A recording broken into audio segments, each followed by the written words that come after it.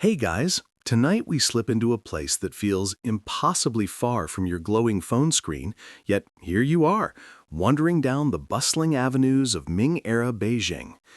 You're not sprinting or dodging traffic, though.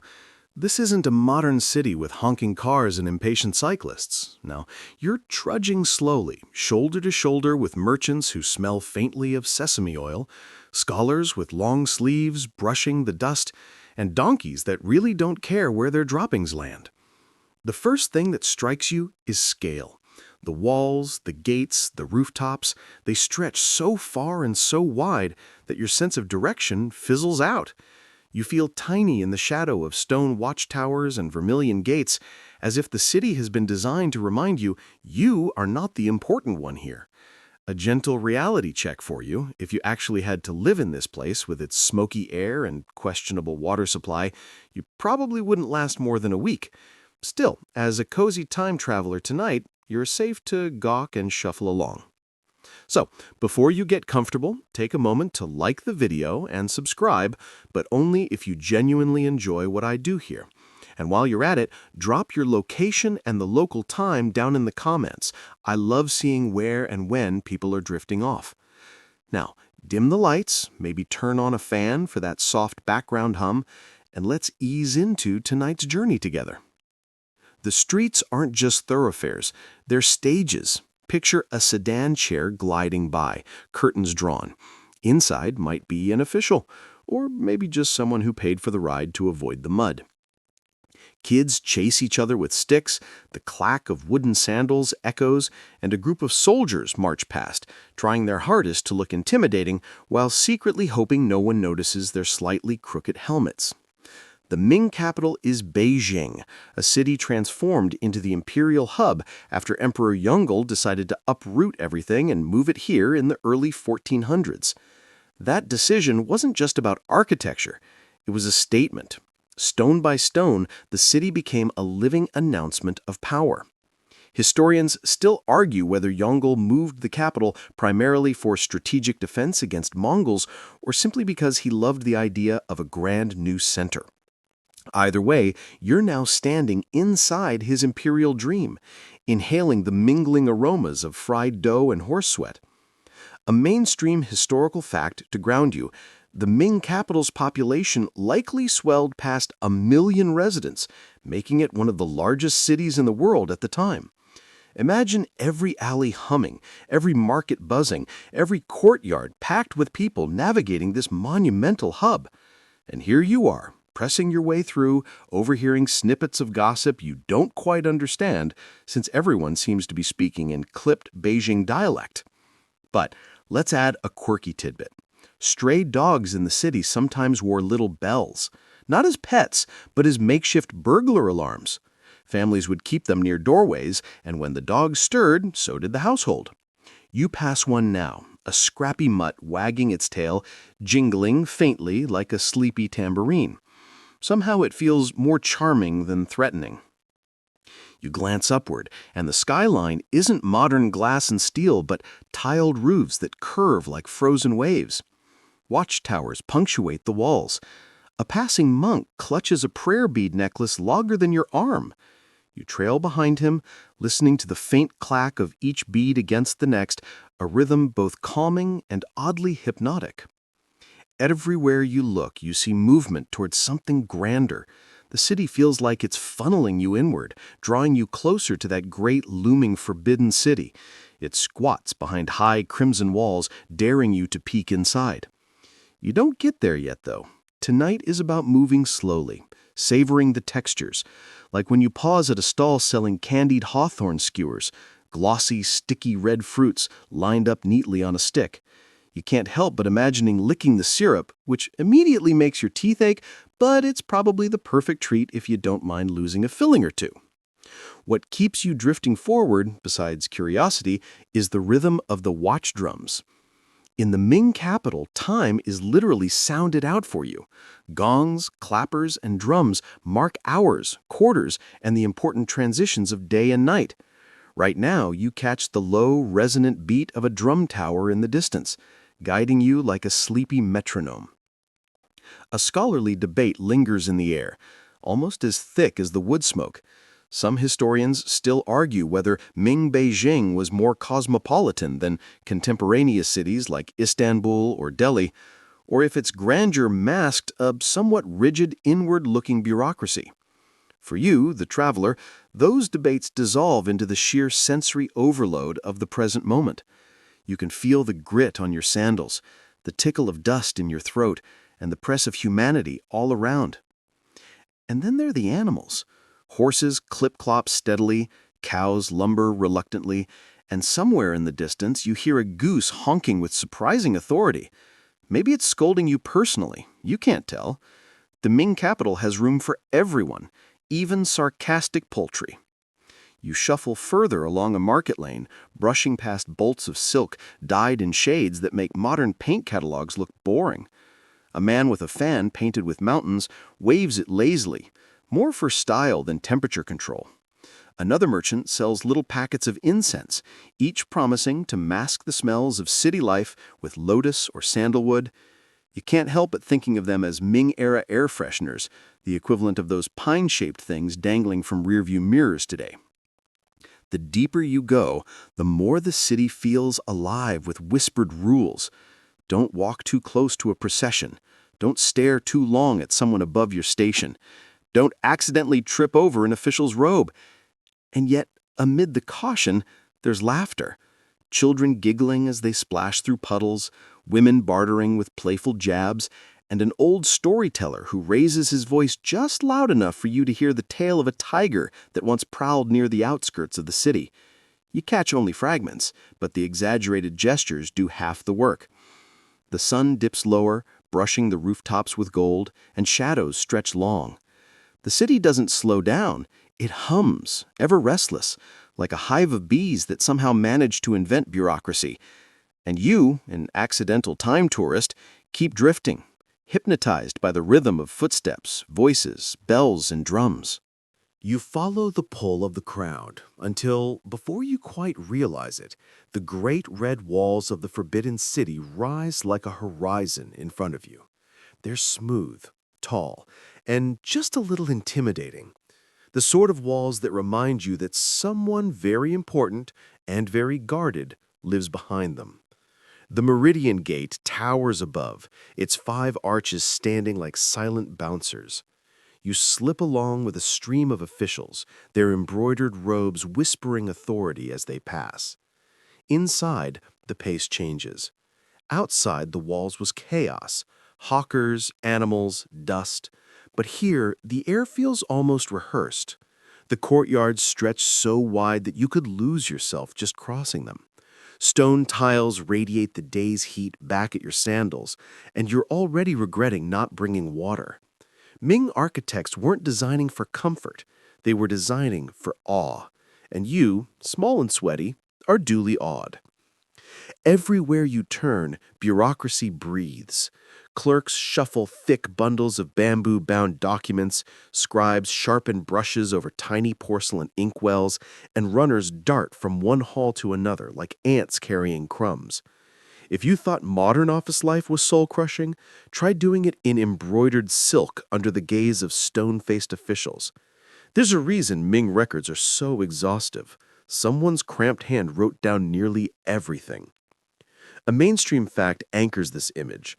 The Ming government had 6 main ministries: personnel, revenue, rights, war, justice, and works. Each one had to coordinate with the emperor and with each other, a recipe for endless paperwork. You imagine one unfortunate scribe copying the same decree 20 times while sighing audibly enough to earn a side-eye from his supervisor. And here's a quirky tidbit. Some clerks used ink mixed with glue to make their writing shinier and more impressive. It probably looked fancy at first, but when the humidity rose, the glue could warp the paper. So you might spend hours drafting a memorial to the emperor for it to buckle into something resembling a toddler's art project. Not exactly career-enhancing. You notice a row of officials lined up for an audience. Each one holds a tablet of polished wood, like an ancient clipboard, on which petitions or notes are written. Their hats tilt slightly forward, flat as serving trays. A breeze stirs, and you picture those hats catching wind like kites, though no one dares laugh at the sight, at least not openly. Historians still argue whether the Ming bureaucracy functioned as a smoothly oiled machine or as an elaborate theater of formality. On one hand, the state managed taxes, armies, and grand construction projects. On the other, layers upon layers of reports meant decisions sometimes took months to trickle upward. You can almost hear an impatient official muttering, "By the time this reaches the emperor, my grandson will be retired." Your path leads through a side hall, where junior clerks hunch over desks. They grind ink sticks slowly on stone slabs, the rhythm steady, hypnotic, almost meditative. The air smells of soot and pine resin. Occasionally a supervisor walks by, his long sleeves swishing dramatically, peering at the neatness of each character. It's the original quality control department, minus ergonomic chairs. Imagine your modern office printer jamming. Now imagine your entire job depends on hand copying a 20-page edict without smudging a single brushstroke. That's the daily tension here. You lean over one clerk's shoulder and see him pause for a long sigh before carefully brushing the final stroke of the word for tax. The brush bristles fan slightly, threatening to blot, but he pulls it off, barely. The relief on his face is something universal, the same joy as hitting send without autocorrect changing your message into nonsense. Beyond the clerks, the halls grow grander. You step into the Hall of Supreme Harmony, where the emperor himself might appear. The throne sits high, framed by dragons curling in golden swirls. Today, though, no emperor, just rows of attendants rehearsing their bows, perfecting angles that would make a yoga instructor jealous. You can almost hear the unspoken rule: bow too shallow and it's disrespectful, bow too deep and you look ridiculous. One odd ritual catches your eye. Some officials carry their petitions in silk pouches embroidered with personal motifs: clouds, cranes, waves. It's the equivalent of customizing your email signature with inspirational quotes, except here it might signal family prestige or scholarly aspiration. You stifle a laugh as one particularly serious man clutches a pouch covered in turtles. Maybe he's hoping for longevity in his career, or maybe he just really likes turtles. From the far side of the courtyard, a runner scurries by with a tray of teapots, the porcelain rattling like a nervous tambourine. You realize that bureaucracy, for all its grandeur, runs on two essentials: tea and more tea. Without it, half the ministries would probably nap through the emperor's decrees. The pace of this world is oddly soothing for you. No one's rushing to meet a deadline in the modern sense. Instead, everything unfolds with ceremony, as if time itself has to pass through layers of brush and seal before moving forward. Even the act of sealing documents is a performance: red wax, heavy stamps, the thump of authority pressed into paper. You find yourself drifting along with the rhythm, lulled by the repetitive scratch of brushes, the measured footsteps, and the echo of drums faintly outside the walls. Somewhere nearby, an official clears his throat with exaggerated dignity, as though preparing to recite something world-shaking. But when he finally speaks, it's just a reminder about the allocation of firewood. Bureaucracy Ming style. By the time you step back into the sunlight of another vast courtyard, you realize hours could pass here without anything dramatic happening, and yet in the quiet repetition, there's a strange comfort. The empire keeps humming forward on ink, paper, and patience. You might not survive the humidity or the workload, but for now, as a drowsy guest, you're content to watch the scrolls pile higher. You drift deeper into the palace, where the atmosphere shifts again. The courtyards of bustling clerks fade behind you, and now you find yourself among hushed corridors draped with latticed screens and silken curtains. The air feels heavier, not because of dust, but because of secrets. This is the domain of the eunuchs, the curious and powerful figures who stand in that liminal space between servants and shadow rulers. They move quietly, their embroidered slippers brushing stone, their long robes gliding without a wrinkle. Some carry ledgers, others keys, and a few simply stand motionless, like statues that occasionally blink. You can tell right away, these are not men you'd want to accidentally spill tea on. The role of eunuchs in Ming politics is one of history's enduring puzzles. Mainstream fact first. Eunuchs served as personal attendants to the emperor and his household, managing access to the inner court. They weren't just minor servants. At their height, they wielded power over finances, military logistics, and even foreign diplomacy. Some became so influential that they rivaled the authority of top ministers. You picture yourself trailing one now. He carries a stack of scrolls bound in crimson ribbon. Each step is measured, as though he knows someone's always watching. You half expect him to turn around and say, "Why are you following me?" But instead he just slides through another carved doorway, disappearing into the web of chambers. Here's the quirky tidbit. Eunuchs often developed secret codes and signals among themselves. Some historians suggest they had hand gestures or subtle ways of passing information, like a raised eyebrow or a folded sleeve. You pause by a corner and swear you just saw two of them exchange the kind of look that says, "Meet me by the incense burner. I've got news." You lean in, pretending to study the wall painting of a dragon, while your ears perk up at the faintest whispers. Historians still argue whether the eunuchs truly protected the emperor's interests, or whether they manipulated him for their own gain. To you, walking these hallways, it feels like both could be true at once. They are guardians, yes, but also gatekeepers, filtering who gets close to the throne. It's the original version of who's in the group chat and who's left out. The deeper you wander, the stranger the details. Rooms are lined with cabinets filled with ledgers, grain inventories, silk rolls, tax receipts, even lists of palace lanterns. Somewhere in that mess, eunuchs kept a running account of how many chickens were consumed in a month. You peek over one ledger, pages upon pages of chickens, tallied neatly. It's bureaucracy blended with poultry obsession. And yet the eunuchs weren't just clerks. They often became patrons of the arts, collectors of curiosities, even explorers of strange technologies. Some kept private gardens where they raised rare plants, or sponsored theatrical troupes to perform behind closed walls. Imagine binge-watching your favorite show, but instead of Netflix, it's a traveling opera company you personally bankroll. One eunuch glides past carrying a tray of tiny porcelain cups, steam curling upward. You can almost smell the earthy tea leaves. Another adjusts a lantern, tilting it just enough to cast a softer glow on the mural of cranes overhead. Their world is one of details, every curtain folded precisely, every mat aligned to perfection. It makes you oddly self-conscious about your own socks back home, probably mismatched again. The palace corridors are a labyrinth, and you soon realize that's the point.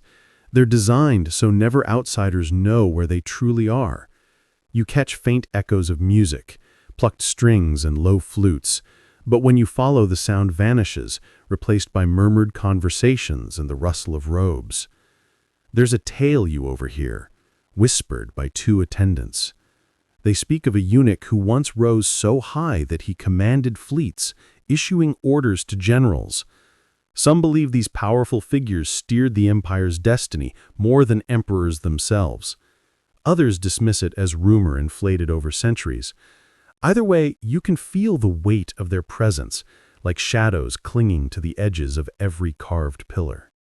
You pause at a doorway framed with dragons, peering into a chamber filled with scroll racks. A young eunuch carefully unrolls a decree, his lips moving silently as he rehearses its contents. The brushwork glistens with red ink, the emperor's seal stamped at the bottom like a fiery sun. The eunuch rolls it back up, tucks it under his arm, and vanishes into the night's shadows. For you, a drowsy traveler, it's almost lulling. The constant shuffling of slippers, the faint echoes of whispers, the occasional clink of porcelain, everything blurs into a rhythm. You could fall asleep right here against a cold stone column, dreaming of embroidered robes and sealed scrolls. But the corridor pulls you onward, as though it promises there's always another secret around the next bend. And somewhere, in the distance, beyond even the eunuch's reach, lies the throne itself. But before you get there, You'll need to pass through yet more layers of scholars, rituals, and endless ink. You shuffle onward, and the quiet whispers of the eunuchs give way to a different sound entirely. The scratch of brushes, the murmur of debate, and the occasional sharp sniff of disapproval. You've wandered into the domain of the scholar officials, those Confucian-trained men who run the empire with one hand on their teacups and the other on their scrolls. The room is lined with low tables scattered with brushes, inkstones, and folded robes. Scholars sit cross-legged or kneel stiffly, their long sleeves pooling like puddles on the floor. You perch nearby, half invisible, watching as they argue in the most polite way possible. Imagine the tone of two modern academics quibbling over footnotes, except now it's about whether a ritual bow should be at a 30-degree angle or 35. A mainstream fact to ground you. Scholar officials in the Ming Dynasty were products of the Imperial examination system. They had clawed their way through endless hours of memorizing Confucian classics, passing one grueling exam after another, until finally, miraculously, they could sit here debating the allocation of rice tax. These are the men who kept the bureaucratic machine oiled, though perhaps not always efficiently. One scholar clears his throat and quotes a Confucian line about benevolence, which sounds noble enough, though you notice his neighbor rolling his eyes discreetly. Another fiddles with a brush, twirling it between his fingers like a fidget spinner. They all pretend to listen intently, but you get the sense some are daydreaming about dinner. It's reassuring. Bureaucratic meetings haven't changed much in 600 years. Here's the quirky tidbit. Officials often sprinkled powdered tea into their ink water to keep their brushes supple and fragrant. You picture your average office worker today accidentally dunking a tea bag into the printer, and somehow it feels just as absurd. You lean closer, and yes, that faint aroma of tea lingers in the ink strokes as the characters dry glossy and neat. Historians still argue whether the Confucian scholar class genuinely guided imperial policy or simply repeated well-worn doctrines while the eunuchs pulled the real strings. As you watch them nod and mumble, "Indeed," in practiced tones, you suspect the truth lies somewhere between noble ideals and sheer survival. After all, it's safer to praise benevolence in theory than to risk offending someone with real power. The debate continues. One man insists the rice shipments should be redirected to famine-stricken provinces, while another worries about angering tax-paying landlords. Their voices rise slightly, but only in the way that a breeze raises leaves, never too loud, never too brash. You imagine them in a heated argument, but the heat is tepid at best, like lukewarm soup. The tea, though, that's where the real passion lies. Silver pots circulate among the scholars, porcelain cups clink gently, and steam curls lazily. Each sip is followed by a moment of contemplation, as though enlightenment might emerge with the right brew. A few men even tap their fingers lightly on the table, an ancient gesture of thanks to the tea pourer. You can't help but smile. It's basically the polite version of a thumbs-up emoji. The air here feels both serious and soporific. You imagine nodding off while one official drones about the moral decay of farmers who failed to bow properly during harvest festivals. The scholar next to you quietly adjusts his hat, pulling it down just enough to hide the fact that his eyelids are drooping. Somewhere in the back, a young assistant busily copies down every word, his brush racing to keep up. Poor guy. He'll spend hours tonight reviewing smudged notes about how many strings of cash equal a sack of grain. His cramped fingers twitch slightly, as though begging for mercy. You almost want to hand him an ergonomic keyboard. Outside the chamber, faint sunlight filters through lattice windows, striping the floor with golden rectangles. Dust motes float lazily, adding an unintentional air of philosophy to the scene. You half expect someone to wax poetic about the dust of the ages settling upon the scrolls. Instead, one scholar sneezes loudly, startling everyone. The rhythm of this world is hypnotic. Brushstrokes, murmurs, sips of tea, sighs of resignation. It's the kind of atmosphere where decisions are technically made, but time seems to stand still. You feel yourself swaying, caught between the scent of tea ink and the gentle drone of Confucian aphorisms. Then, just as you think nothing will change, a scholar at the far end stands abruptly. He bows to the group, declares his disagreement in formal, flowery language, and storms out. Well, storms in the scholarly sense, meaning he walks slightly faster than usual. The others watch, eyebrows raised, then calmly resume their tea. Drama, Ming style. And as you drift toward the doorway, you realize this scene could repeat itself endlessly. Scholars debating, tea brewing, brushes scratching. It's not glamorous, but it's the steady heartbeat of the dynasty. And though you probably wouldn't survive memorizing all those Confucian texts, tonight you're just a drowsy observer, lulled by ink and steam. You step out from the echo of scholarly voices and drift toward the warehouses where trade goods are stacked like puzzle pieces. The scent hits first: silk that smells faintly of dye vats, porcelain that still carries the ghost of kiln smoke, spices that sneak into your nose with a tickle. You're in the middle of the Ming Dynasty's bustling trade machine, where objects speak as loudly as people. Row after row of bolts of silk shimmer in the dim light. They ripple like liquid when touched, their colors ranging from deep indigo to blinding scarlet. Imagine a rainbow, but organized and bundled by accountants with clipboards. You drag your fingers across one bolt and think, soft enough to make a pillow, but expensive enough that you'd never actually sleep on it. A mainstream fact to ground you. Ming China's silk was among the most prized exports on the global market. Through land caravans and sea routes, it found its way to Persia, Africa, and even Europe. The empire practically dressed half the world without leaving its borders. When you picture Renaissance nobles wrapped in shimmering brocades, chances are the threads were woven right here in these storerooms. Porcelain, too, sits stacked in crates, blue and white patterns curling across bowls and vases like tiny storms frozen mid-swish. You hold one carefully, too carefully, since you know if you dropped it, your entire Ming adventure would end in instant bankruptcy. A warehouse worker shrugs casually while handling 3 at once. To him, these are dinnerware. To you, they're museum pieces with "do not touch" signs. Here's a quirky tidbit. Some porcelain vases were so large they could hold a small child, or a very lazy puppy. They weren't just decorative, they sometimes doubled as storage containers. You can almost picture one being used as a Ming-era laundry basket, though no official record would admit such indignity. Historians still argue whether Ming trade policies were open door or locked gate. On one hand, the dynasty allowed foreign merchants into designated coastal cities and oversaw vast maritime expeditions. On the other, it often restricted private trade and controlled exports tightly. To you, wandering among silk and porcelain, the answer feels like both, abundance and control in one breath. You move closer to a group of workers carefully wrapping porcelain in straw mats, their fingers quick, their rhythm practiced.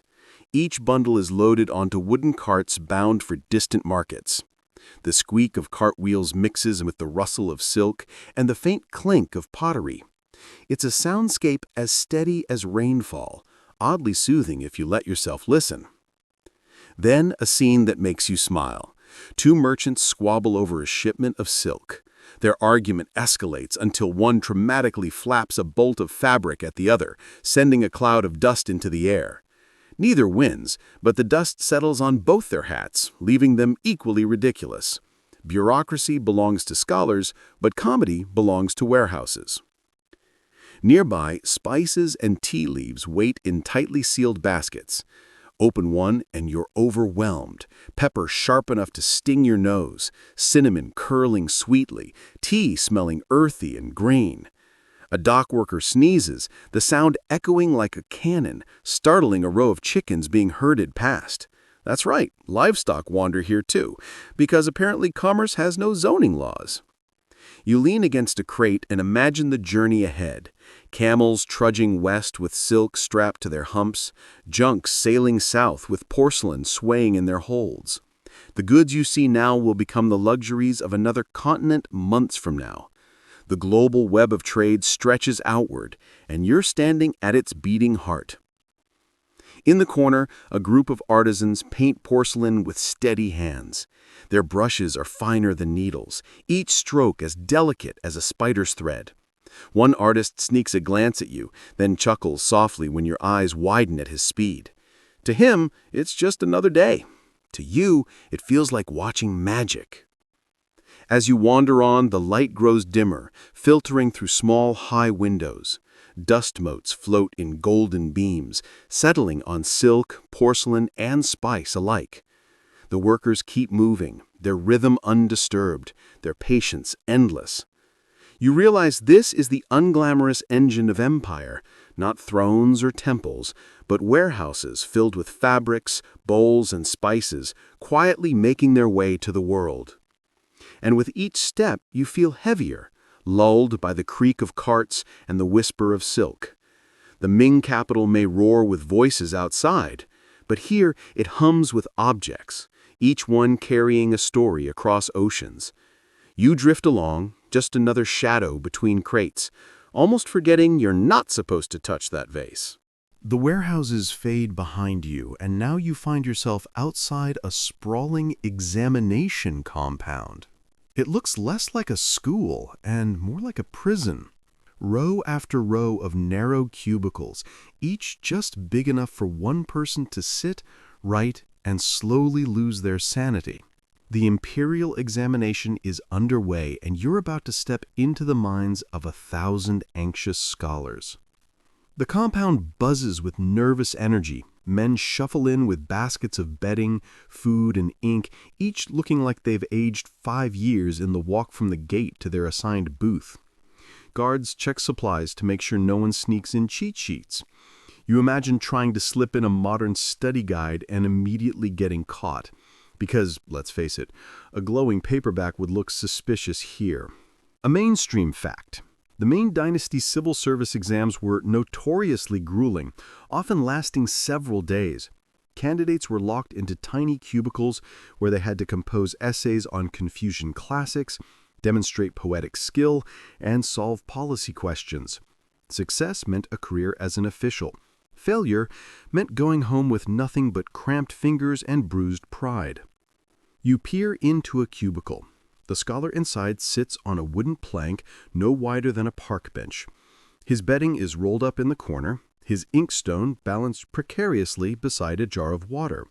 He dips his brush, sighs deeply, and begins scratching out lines of text, pausing every so often to mutter passages he memorized as a child. You feel a pang of sympathy. He's not just writing, he's gambling his entire future on brushstrokes. Here's the quirky tidbit. Some candidates grew so desperate that they wrote their essays in minuscule characters on their robes or even tattooed answers on their skin. One story claims a scholar inked formulas onto his fam, pretending it was decoration. Of course, if he was caught, it was game over. You glance at a nearby cubicle and swear you see someone glancing a little too often at his sleeve. Historians still argue whether these exams created a true meritocracy or simply rewarded those wealthy enough to study for years without farming or laboring. As you drift along the rows, the mix is clear. Some scholars wear threadbare robes, others gleam in finer cloth. Everyone sweats the same, though, under the relentless pressure. The air smells of ink, sweat, and faintly sour rations. Candidates gnaw on dried buns, sip lukewarm water, and occasionally groan quietly. A guard walks past, stone-faced, making sure no one sneaks in cheat sheets.